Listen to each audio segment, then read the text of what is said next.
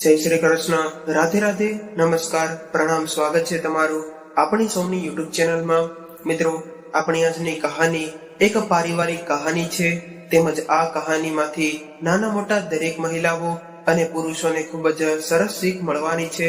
તો મારી તમને વિનંતી છે કે થોડો સમય કાઢીને વિડીયોમાં અમારી સાથે અંત સુધી જોડાયેલા રહેજો, અને કહાની પસંદ આવે તો વિડીયોને લાઈક કરીને વધુમાં વધુ શેર પણ કરજો। તેમજ તમે આવી કેટલી અવનવી કહાની સાંભળવા માંગતા હોય અને હજુ સુધી આ ચેનલને સબસ્ક્રાઇબ ન કરી હોય તો અત્યારે જ આ ચેનલને સબસ્ક્રાઇબ જરૂરથી કરી લેજો, જેથી તમારા સુધી સૌથી પહેલા પહોંચે, તથા કોમેન્ટ કરી દેજો, જેથી ભગવાન ભોલેનાથની કૃપા હંમેશા આપણા આવનારા નવા વિડીયોની માહિતી બોક્સમાં તથા કોમેન્ટ બોક્સમાં હર હર મહાદેવ લખી દેજો, જેથી ભગવાન ભોલેનાથની કૃપા હંમેશા આપણા સૌ પર નિરંતર બની રહે। તો ચાલો શરૂ કરીએ આજની કહાની। મિત્રો, આજે રેખા 4 વર્ષ બાદ વિદેશથી ભારત પાછી આવી રહી હતી। એનું પિયર ભારતમાં હતું, પરંતુ એ અમેરિકામાં રહેતી હતી। આજે આટલા સમય બાદ રેખા પિયર આવી રહી હતી, પરંતુ એનું મન ઉદાસ હતું। જ્યારે એ એના ઘરની ગલીમાં આવી એટલે જૂની યાદો એની આંખો સામે આવવા લાગી, જે જગ્યા પર એનું આખું બાળપણ વિતાવ્યું હતું। આજે આટલા વર્ષો બાદ એ જગ્યાએ જોઈને રેખા ભાવુક થઈ ગઈ। એના મનમાં ઘણું બધું ચાલી રહ્યું હતું, અને જ્યારે એના પિતાજીના ઘરે પહોંચી તો એને એ દિવસ યાદ આવી ગયો, જે દિવસે રેખા એના પતિ સાથે બેઇજ્જત થઈને આ ઘરમાંથી બહાર નીકળી હતી। જોકે 4 વર્ષ પહેલા જ્યારે રેખા અને રોહન કોર્ટમાં મેરેજ કરીને ઘરે પહોંચ્યા, ત્યારે એના ભાઈએ એને ખૂબ જ ખરી ખોટી સંભળાવી હતી, અને એને સાથે બધા જ સંબંધો ખતમ કરી દીધા હતા। અને એના માતા પિતાને પણ ગુસ્સે થઈને કહી દીધું હતું કે આજ પછી રેખા સાથે આપણો કોઈ સંબંધ નથી રાખવો, કારણ કે રેખા આજે આપણા માટે મરી ગઈ છે। મિત્રો, રેખાના માતા પિતા હતા, જે એના માટે રેખા ખૂબ જ લાડકી હતી। એ હંમેશા એની દીકરા કરતા દીકરીને વધારે પ્રેમ કરતા હતા, પરંતુ તેઓ આજે લોકલાજના ડરથી ચૂપ રહ્યા હતા, અને એ દિવસથી લઈને આજ સુધી કોઈએ એના હાલચાલ પૂછવાની પણ કોશિશ નહોતી કરી।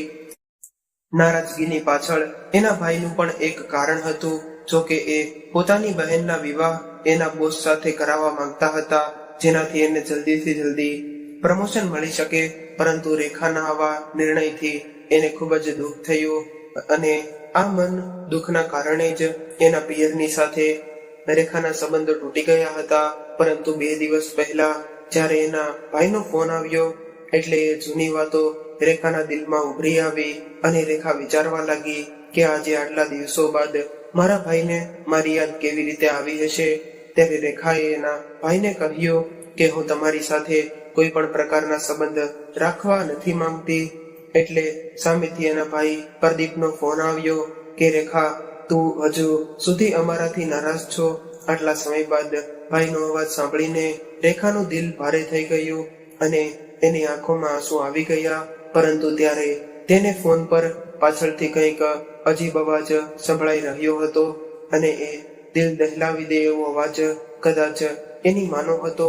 થોડી વાર ચૂપ થઈ ગયા બાદ એનો ભાઈ બોલ્યો કે રેખા, હું જાણું છું કે તું અમારી સાથે વાત નથી કરવા માંગતી, પરંતુ મેં તને એટલું જ જણાવવા માટે ફોન કર્યો હતો કે આપણા પિતાજીનું અવસાન થઈ ગયું છે, અને 1 અઠવાડિયા બાદ એનું 12મું છે।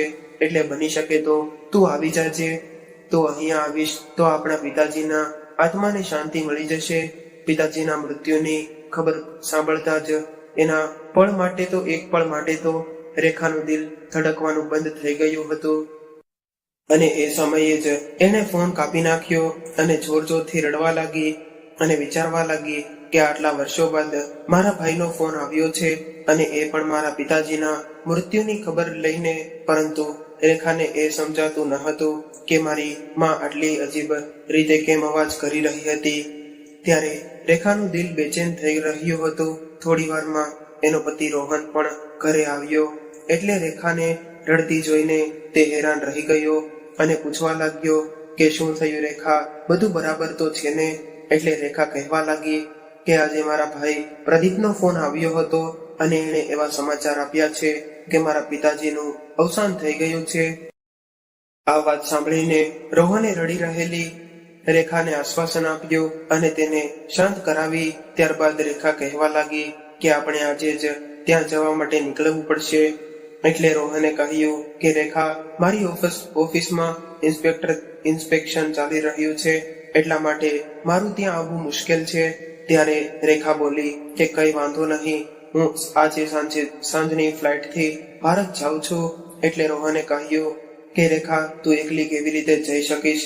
ત્યારે રેખાએ કહ્યું કે તમે ચિંતા ન કરતા, હું મારી સહેલીને ફોન કરી દઈશ, એ મને એરપોર્ટ પર લેવા માટે આવી જશે.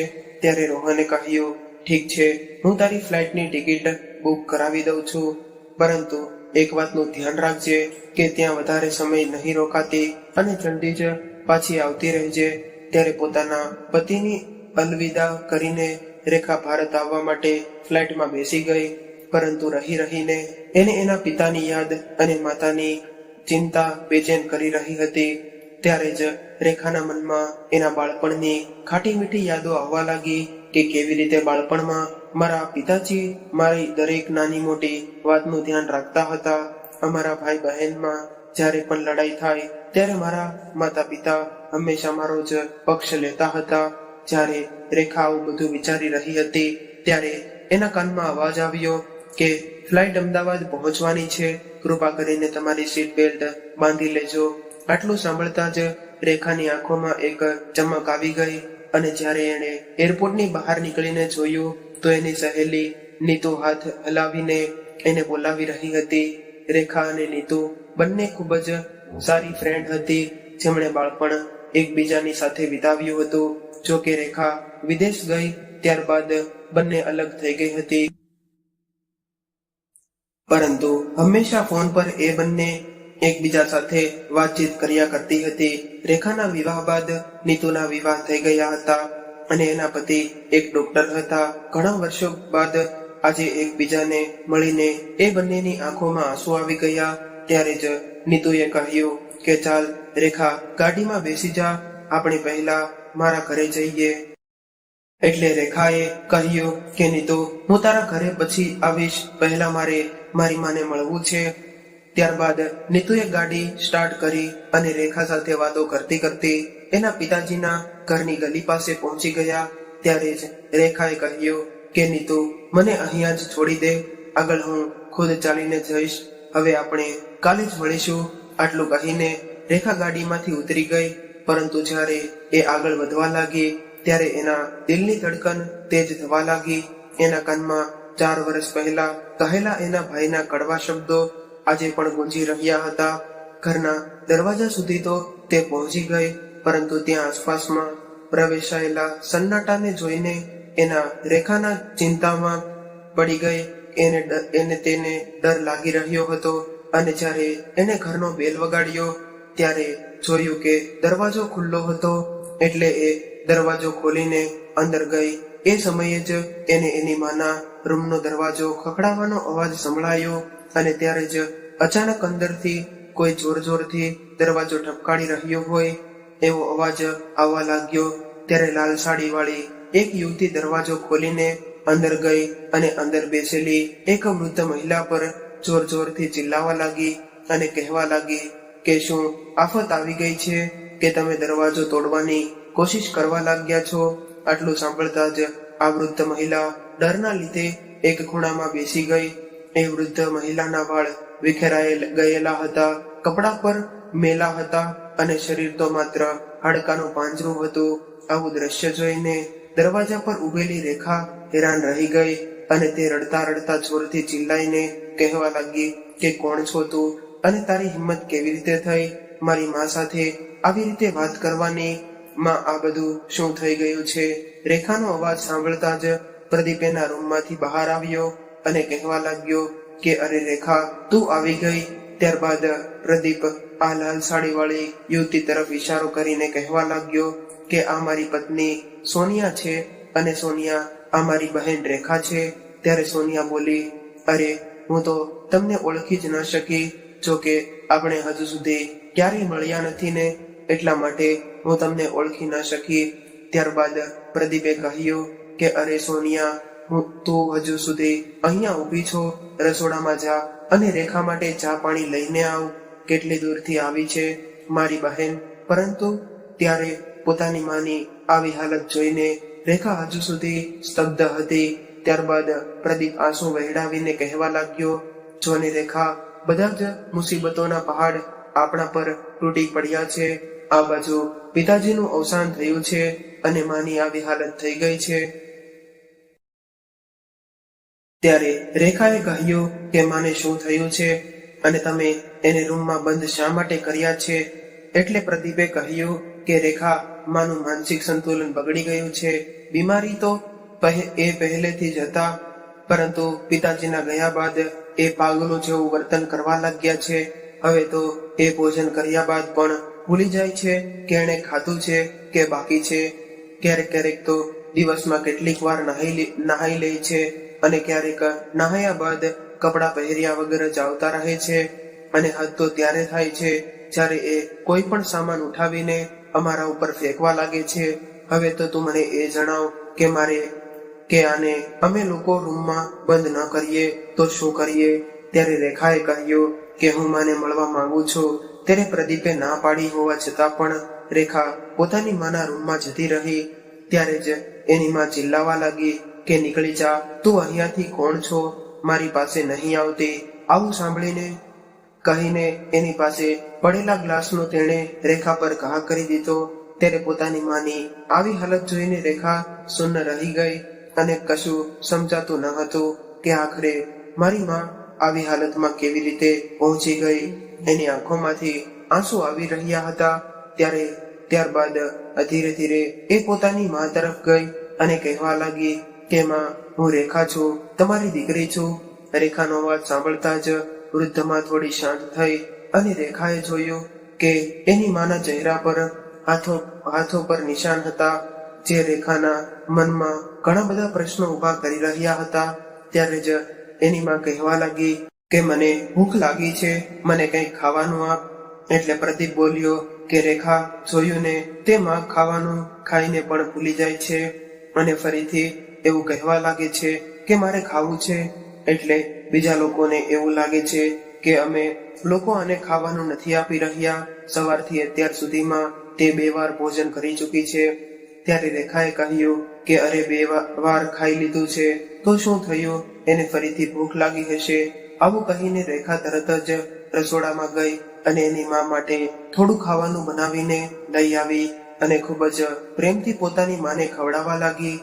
થોડો પ્રેમ મળતા જ તેની વૃદ્ધમાં શાંત થઈ ગઈ અને તે ભોજન કરીને સંતુષ્ટિ મહેસૂસ કરી રહી હતી. પરંતુ માં કંઈ બોલતી ન હતી. ત્યારબાદ રેખા તરત જ બહાર આવી ગઈ અને જોર જોરથી રડવા લાગી. એનાથી એની માની આવી હાલત જોવાતી ન હતી. ત્યારે એનો ભાઈ બહાર આવ્યો. એટલે રેખા એને પૂછવા લાગી કે ભાઈ, શું તમે માને ડોક્ટર પાસે લઈ ગયા હતા? માની હાલત આટલી ખરાબ છે તો એને કોઈ સારા ડોક્ટર પાસે ઈલાજ કરાવવો જોઈએ. ત્યારે પ્રદીપ પોતાની આંખોમાંથી આંસુ વહેડાવીને કહેવા લાગ્યો કે મેં માને ઘણા ડોક્ટરોને બતાવ્યા છે, પરંતુ એમણે મારા ઈલાજનો ખર્ચો ઘણો મોટો બતાવ્યો છે અને મારી પાસે એટલા પૈસા નથી. એટલે રેખાએ કહ્યું કે પ્રદીપ, આપણા પિતાજીએ પણ કંઈક બચત કરી હશે ને, થોડા પૈસા તો એ દઈને ગયા હશે ને. ત્યારે પ્રદીપ કહેવા લાગ્યો કે પિતાજીએ તો પોતાની બધી જ બચત વેડફી નાખી હતી અને એમણે એની એફડી અને બધી જમીન તો તારા નામે કરી દીધી છે. મારા હિસ્સામાં તો ફક્ત આ મકાન આવ્યું છે અને તેની 2 દુકાન પણ એમણે માના નામે કરી દીધી છે. પિતાજીએ તો મારી સાથે એવો વ્યવહાર કર્યો છે કે હું તો એનો દીકરો જ ના હોય. આટલું બોલતા બોલતા પ્રદીપના હૃદયની કડવાહટ સામે આવવા લાગી અને પોતાના ભાઈની આવી વાત સાંભળીને રેખા તરત જ કહેવા લાગી કે મારે એની સંપત્તિમાંથી કંઈ નથી જોતું. બસ તું આપણી માનો સારી રીતે ઈલાજ કરાવ. મારી માં ઠીક રહેશે તો જ મને ખુશી મળશે. રેખાની આવી વાત સાંભળીને પ્રદીપ અને એની પત્ની સોનિયાની આંખોમાં ચમક આવી ગઈ. જેવી રીતે કે એના મનની બધી જ ઈચ્છાઓ પૂરી થઈ હોય. ત્યારે જ પ્રદીપ બોલ્યો કે રેખા, મને તારી પાસેથી આવી જ આશા હતી કે તું એક જવાબદાર બહેન અને દીકરી છો.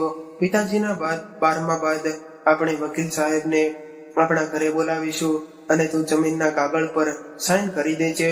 ત્યારે પ્રદીપ અને સોનિયાને પોતાની ઈચ્છાઓ પૂરી થતી નજર આવી રહી હતી અને એ મનમાં ને મનમાં એવું વિચારી રહ્યો હતો કે સાથે સાથે બાકી વધેલી સંપત્તિના કાગળ પર મારી પાગલમાના અંગૂઠાના નિશાન લગાવી લઈશ અને રેખાના ગયા બાદ એને કોઈ પાગલખાનામાં એને છોડી મૂકીશ. બીજા દિવસે જ્યારે રેખા પોતાની સહેલીને મળવા જવા તૈયાર થઈ અને બહાર નીકળી ત્યારે જ પાછળથી કોઈએ એને અવાજ લગાવ્યો. એટલે રેખાએ પાછળ ફરીને જોયું તો મંજુ કાકી પોતાના ઘરની બહાર ખાટલો ઢાળીને બેઠા હતા. એને જોઈને રેખા ખૂબ જ ખુશ થઈ ગઈ, કેમ કે મંજુ કાકી એની માની ખૂબ જ સારી સહેલી હતી. એને બોલાવી એટલે રેખા દોડીને એની પાસે જઈને બેસી ગઈ. હવે રેખા મંજુ કાકી સાથે પોતાના માતા પિતા વિશે વાત કરવા લાગી. ત્યારે જેવો અવાજ રૂંધાઈ ગયો એટલે મંજુ કાકીએ કહ્યું કે રેખા દીકરી, તારા માતા પિતાની સાથે કંઈ થયું છે, જે કંઈ થયું છે એ બધું જ તારા ભાઈ અને ભાભીએ કર્યું છે. તારો ભાઈ તો હંમેશા તારા પિતાજી સાથે માથાકૂટ કરતો રહેતો અને એના લડાઈ ઝઘડાનો અવાજ બહાર સુધી આવતો હતો. ત્યારબાદ ધીરે ધીરે તારા પિતાજી બીમાર રહેવા લાગ્યા, પરંતુ તારા ભાઈએ એને ઈલાજ પણ સારી રીતે ન કરાવ્યો. ધીરે ધીરે તારા પિતાજી બિલકુલ લાચાર થઈ ગયા અને આ લોકો ઘરનું બધું જ કામ તારી માં પાસે એક નોકરાણીની જેમ કરાવતા હતા. 2 દિવસ પહેલા તો તમારા ઘરમાંથી કોઈને મારવા પીટવાનો અવાજ આવતો હતો અને તારી માના રડવાનો અવાજ પણ સંભળાતો હતો. આવી વાત સાંભળતા જ રેખાના પગ નીચેથી જમીન સરકી ગઈ અને એ સમયે એની માના ચહેરા અને પગ પર પડેલા લાલ નિશાન યાદ આવી ગયા. રેખા હવે ખૂબ જ બેચેન થવા લાગી. ત્યારબાદ મંજુ કાકીએ કહ્યું કે પ્રદીપ અને સોનિયા તો તારી માને ઘરમાંથી બહાર પણ નીકળવા નથી દેતા. એ લોકો ક્યાંય જાય તો ઘરને તાળો મારીને જાય છે અને આવી પરિસ્થિતિમાં તો કોઈ સારો મનુષ્ય પણ પાગલ જેમ વ્યવહાર કરવા લાગે છે. આ બધું સાંભળીને રેખાએ પોતાની સહેલીના ઘરે જવાનું બંધ રાખ્યું અને પાછી પોતાના ઘરે આવી ગઈ. હવે રેખાને રહી રહીને મંજુ કાકીની વાતો યાદ આવી રહી હતી. 3 દિવસ વીતી ગયા હતા. આવી રીતે 3 દિવસ વીતી ગયા હતા અને રેખા પોતાની માનું ખૂબ જ સારી રીતે ધ્યાન રાખી રહી હતી. પોતાની માને સારી રીતે ખાવાનું ખવડાવતી હતી અને નવડાવતી હતી અને એની સેવા કરતી હતી. સારી રીતે ખાવાનું મળવાથી હવે એની માની તબિયત સુધરવા લાગી હતી. આજે પહેલીવાર એની માએ એને દીકરી કહીને બોલાવી હતી. એટલે રેખાના ચહેરા પર એક મુસ્કાન આવી ગઈ અને પોતાની માને ગળે લગાવીને ખૂબ જ રડવા લાગી. આ બધું જોઈને એના ભાઈ અને ભાભી ઘરે આવ્યા. એટલે સોનિયાએ એની સાસુના રૂમમાં જોયું અને દોડતી એના પતિ પાસે ગઈ અને કહેવા લાગી કે તમારી માનો તો આજે વ્યવસ્થિત રીતે બેઠી છે અને એની દીકરી સાથે વાતો કરી રહી છે. પોતાની માં સાજી થવાથી વાત સાંભળીને પ્રદીપ હેરાન રહી ગયો અને કહેવા લાગ્યો કે શું તે માં તે પેલી ગોળી નથી પાઈને? એટલે એની પત્નીએ કહ્યું કે અરે કેવી રીતે પાવ? 3 દિવસથી તો તમારી બહેન એની દરેક વસ્તુનું ધ્યાન રાખી રહી છે. ખાવાથી લઈને એની સાફ સફાઈ સુધીના બધા જ કામો તમારી બહેન કરે છે. મને તો એની પાસે જવાનો મોકો જ નથી મળતો. હું એની સાથે પાસે જાઉં તો એને ગોળી પાઈ શકું ને? ત્યારે જ પ્રદીપે એક બોટલમાંથી ગોળી કાઢી અને પાણી લઈને પોતાની મા પાસે ગયો અને માનું ધ્યાન રાખવાનો ઢોંગ કરીને કહેવા લાગ્યો કે માં, આ વિટામિનની ગોળી છે અને કદાચ તમે આ ગોળી નહીં પીવો તો તમને કમજોરી આવી જશે. આવું કહીને પ્રદીપે પોતાની માના મોઢામાં ગોળી મૂકી અને તરત જ એને પાણી પીવડાવી દીધું. આટલું કરીને પ્રદીપ ચૂપચાપ ત્યાંથી નીકળી ગયો અને ગોળી પીધી એને અડધો કલાક થયો હતો. ત્યારે જ રેખાએ જોઈને હેરાન રહી ગઈ કે એની માની હાલત તો પાછી પહેલા જેવી થઈ ગઈ હતી. એ ફરીથી પાગલ થઈ ગઈ હતી. આ જોઈને રેખાને કંઈક સમજાતું ન હતું અને ત્યારે જ એને યાદ આવ્યું કે થોડી વાર પહેલા જ પ્રદીપે મારી માને દવા આપી હતી. અને આ વાત ધ્યાનમાં આવતા જ એ તરત જ ઉઠીને રસોડામાં તો ગઈ તો ત્યાં એને એક દવાની બોટલ જોવા મળી. એણે તરત જ એ બોટલનો ફોટો પાડી લીધો અને પોતાની સહેલીના મોબાઈલ પર મોકલી દીધો અને એની સહેલીને જણાવી દીધું કે તું આ દવા વિશે માહિતી મેળવીને મને એ જણાવ કે આ દવા શેની છે. ત્યારબાદ રેખા જ્યારે તેની માના રૂમમાં આવી તો એણે જોયું કે તેની માં સૂઈ ગઈ હતી અને એ સમયે રેખા ખુદને ખૂબ જ લાચાર અને એકલી મહેસૂસ કરી રહી હતી. આજે એને એના પિતાજીની ખૂબ જ વધારે યાદ આવી રહી હતી.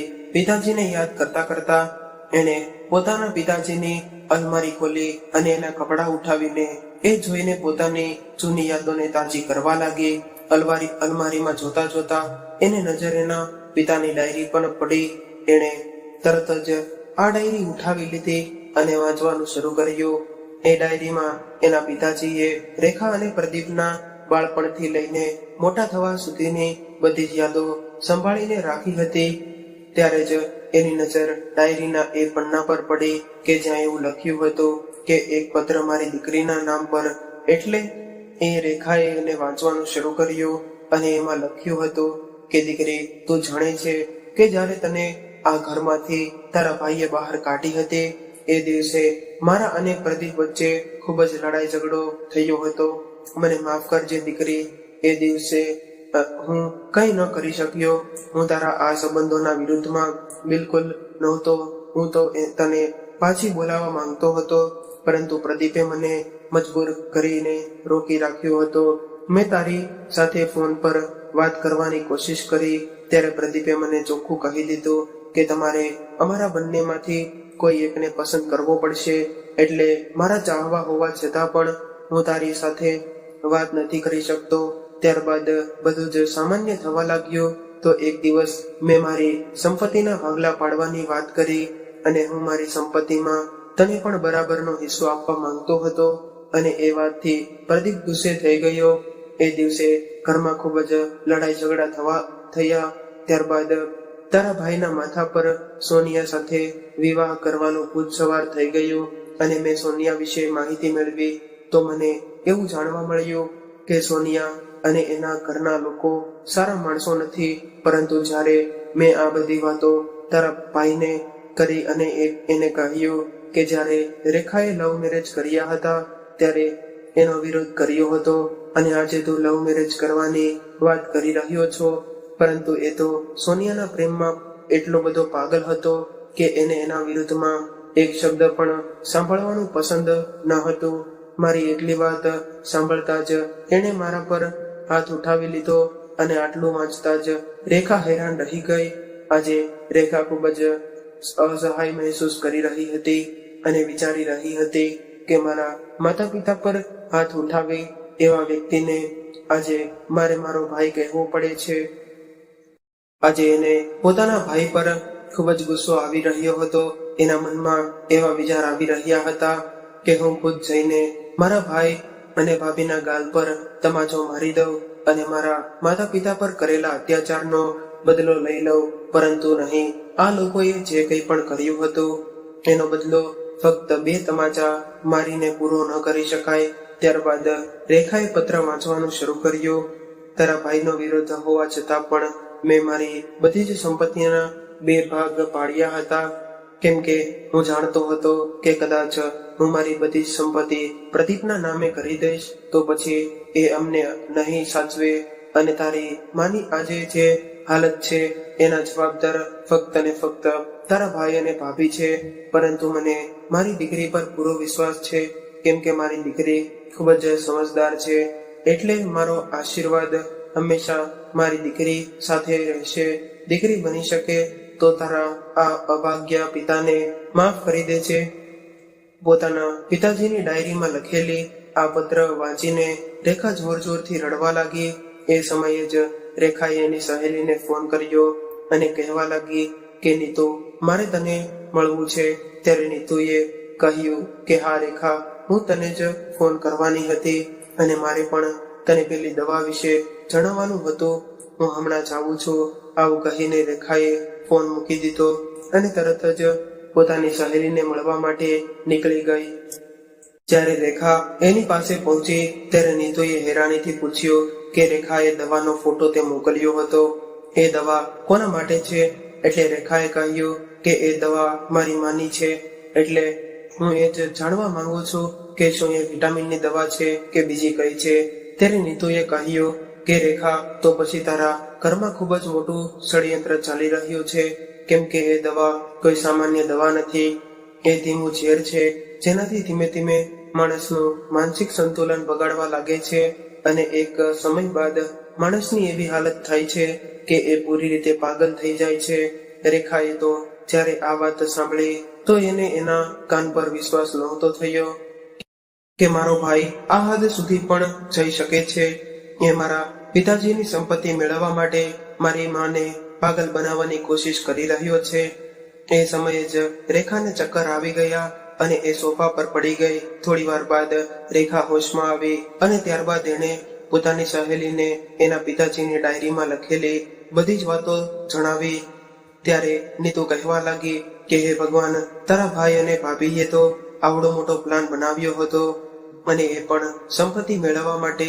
રેખાને મનમાં ખૂબ જ ગુસ્સો આવી રહ્યો હતો અને એ ગુસ્સામાં કહેવા લાગી કે પ્લાન તો હવે હું બનાવીશ નીતુ, મારે એના માટે તારા સાથની જરૂર પડશે. ત્યારે નીતુ બોલી કે રેખા, હું હંમેશા તારી સાથે છું, તું ચિંતા નહીં કરતી. ત્યારબાદ રેખા પાછી ઘરે આવતી રહી. બીજા દિવસે સવારે રેખાએ પોતાના ભાઈને કહ્યું કે ભાઈ, પિતાજીના 12મા બાદ હું એરપોર્ટ જવાની નીકળી જઈશ, મારી સાંજની ફ્લાઇટ છે. ત્યારે પ્રદીપ કહેવા લાગ્યો કે અરે બહેન, પરંતુ મારે તો સંપત્તિના કાગળ પર તારી સાઇન કરવાની બાકી છે અને કદાચ તારે જવું હોય તો તું પહેલા જ વકીલ સાહેબને ફોન કરી દઉં છું. પિતાજીની સંપત્તિ અંતિમ વિધિનો કાર્યક્રમ સમાપ્ત થઈ જાય એટલે તું જમીનના કાગળ ઉપર સાઇન કરી દેજે અને ત્યારબાદ તારે જવું હોય તો જઈ શકે છે. હવે નિયત સમય પર પંડિતજી પહોંચી ગયા અને 12માની વિધિ શરૂ થઈ. ધીરે ધીરે બધા જ પાડોશી અને સગા સંબંધીઓ આવવાનું શરૂ થઈ ગયું. કથા સમાપ્ત થઈ ત્યારબાદ પંડિતજીએ દિવ્ય આત્માની શાંતિ માટે પ્રાર્થના કરી. ત્યારબાદ પ્રદીપ ઉભો થયો અને માઇક હાથમાં લઈને પોતાના પિતાને પોતાના ભગવાન બતાવીને એના વિષયમાં સારું સારું બોલવા લાગ્યો. ત્યારે રેખાના મનમાં એવો વિચાર આવ્યો કે એ જ સમયે ઊભી થઈ અને પ્રદીપની હકીકત બધાને સામે જણાવી દઉં. પરંતુ એ સમયે રેખાએ પોતાના મન પર કાબુ રાખ્યો અને કદાચ એ કોઈની રાહ જોઈ રહી હતી. આ બાજુ પ્રદીપ બધા જ લોકો સામે સારો બનવાનો ઢોંગ કરી રહ્યો હતો.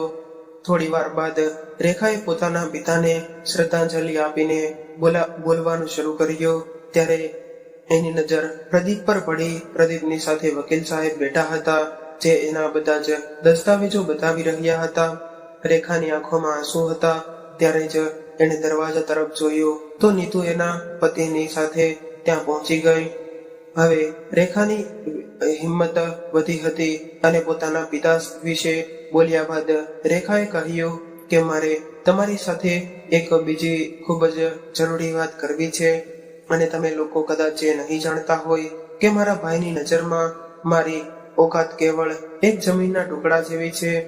રેખાની આવી વાત સાંભળીને બધા જ લોકો હેરાન થઈ ગયા. ત્યારબાદ રેખા કહેવા લાગી કે મારા પિતાજી જે જમીનના નામે કરીને ગયા છે એ જમીન માટે મને અહીંયા બોલાવવામાં આવી છે. કદાચ એ જમીન મારા નામ પર ન હોત તો મને તો એ ખબર પણ ન પડી હોત કે મારા પિતાજી આ દુનિયામાં નથી રહ્યા. એ સમયે જ એનો ભાઈ પ્રદીપ ઊભો થયો અને ગુસ્સાથી એની તરફ જોવા લાગ્યો. એટલે રેખા કહેવા લાગી કે એ વાત તમારા મગજમાંથી કાઢી નાખજો કે મા બાપની જમીન અથવા તો સંપત્તિ પર દીકરીઓનો હક નથી હોતો. અમે દીકરાઓ તો અમારો હક કેવળ એટલા માટે છોડીએ છીએ કેમ કે અમે દીકરીઓ તો અમારો હક કેવળ એટલા માટે છોડીએ છીએ કેમ કે એના માતા પિતાને કોઈ તકલીફ ન થાય. પરંતુ તમારી આવી હકીકતથી એક વાત તો સ્પષ્ટ થઈ ગઈ કે મારું પિયર હંમેશા માટે ખતમ થઈ ગયું છે અને જે પાછલા થોડા સમયથી તમે અને તમારી પત્નીએ મારા મા બાપ સાથે જે કંઈ પણ કર્યું છે એના માટે તો હું તમને ક્યારેય માફ નહીં કરું. તમારી એક એક હરકતનો હિસાબ થશે. રેખાને આવું બોલતા જોઈને પ્રદીપ એની પાસે જઈને એને ધમકાવીને કહેવા લાગ્યો કે રેખા, તું જે બોલવા માટે અહીં આવી હતી એ કર અને અહીંયાથી નીકળી જા. અને હવે કોઈ ફાલતુ વાત કરીશ તો એનું પરિણામ સારું નહીં આવે. ત્યારે જ સોનિયા પ્રદીપની પાસે આવી અને એને ચૂપ રહેવાનો ઈશારો કરવા લાગી. અને રેખાએ કહ્યું કે દીદી, તમે અમારા ઘરની વાતો આ બધા જ લોકોની સામે શા માટે ખોલી રહ્યા છો? કદાચ અહીંયા તમે ઘરના લડાઈ ઝઘડા લઈને બેસી જશો તો ક્યાં પિતાજીની આત્માને શાંતિ મળવાની છે? ત્યારબાદ રેખાએ કહ્યું કે અરે વાહ, જે લોકોના કારણે મારા પિતાજી આ દુનિયામાંથી તડપી તડપીને ગયા છે એ જ લોકો આજે એની આત્માને શાંતિની વાતો કરી રહ્યા છે. પરંતુ આજે હું ચૂપ નહીં રહું. આખરે બધા જ લોકોને ખબર પડવા દો કે જમીનનો એક ટુકડો મનુષ્યને કેટલો હલકો બનાવી દે છે. ત્યારબાદ રેખાએ પોતાના પર્સમાંથી એ દવા કાઢી અને કહેવા લાગી કે આ જુઓ, આ એ દવા છે જે મારો ભાઈ અને ભાભી મારી માને આપે છે. અને તમને એ જાણીને હેરાની થશે કે આ દવા કોઈ દવા નથી, પરંતુ એક ઝેર છે. જે એવું ઝેર જે મનુષ્યને પૂરી રીતે પાગલ બનાવી દે છે. આટલું સાંભળતા જ પ્રદીપ કહેવા લાગ્યો કે શું બકવાસ કરી રહી છો રેખા? આ બધી તારી ચાલાકી છે અને મને બદનામ કરવા માટે તું આવું બધું કરી રહી છો. ત્યારે રેખાએ કહ્યું કે ભાઈ, તું શાંતિ રાખ. હજુ તો પિતાજીની ડાયરી વાંચવાની બાકી છે. એટલે પ્રદીપ અને સોનિયા ચોંકી ગયા. ત્યારે સોનિયાએ પ્રદીપને ચૂપચાપ ત્યાંથી નીકળી જવાનો ઈશારો કર્યો. અને જ્યારે એ બંને ત્યાંથી નીકળવા લાગ્યા એ સમયે જ પોલીસ આવી ગઈ અને પ્રદીપ તેમજ સોનિયાને પકડી લીધા. હવે રેખા કહેવા લાગી કે કેમ પ્રદીપ, અહીંથી ચૂપચાપ ભાગી રહ્યો છો? જમીન તારા નામે નથી કરવી. ત્યારબાદ રેખાએ વકીલ સાહેબના હાથમાંથી જમીનના દસ્તાવેજો લઈ લીધા અને જેના પર પ્રદીપ એના હસ્તાક્ષર કરવા માંગતા હતા. હવે બધા જ સબૂત પોલીસના હાથમાં આવ્યા. ત્યારે નીતુના ડોક્ટર પતિએ દવાનો રિપોર્ટ પોલીસને સોંપી દીધો. હવે પ્રદીપ અને એની પત્ની સોનિયાની બધી જ ચાલ એમને એમ રહી ગઈ અને એના બધા જ ગુનાઓ ખાલી રહી ગયા.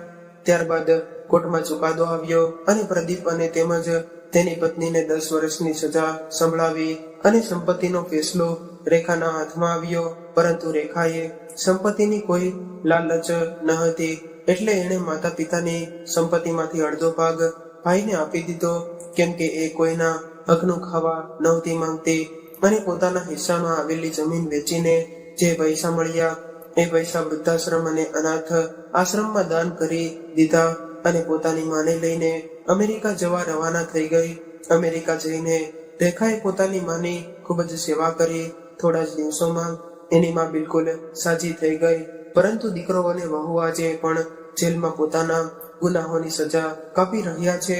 તો મિત્રો, આજની આ સ્ટોરી તમને કેવી લાગી એ કોમેન્ટમાં જરૂરથી જણાવજો. અને પસંદ આવી હોય તો વિડીયોને લાઈક કરીને વધુમાં વધુ શેર કરજો. અને તમે દરરોજ આવી જ અવનવી કહાની સાંભળવા માંગતા હોય તો આ ચેનલને સબસ્ક્રાઇબ જરૂરથી કરજો. તો ચાલો મિત્રો, હવે ફરી મળીશું એક નવી કહાની સાથે. ત્યાં સુધી તમામ મિત્રોને જય શ્રી કૃષ્ણ, રાધે રાધે, હર હર મહાદેવ. આ કહાનીને પૂરેપૂરી સાંભળવા માટે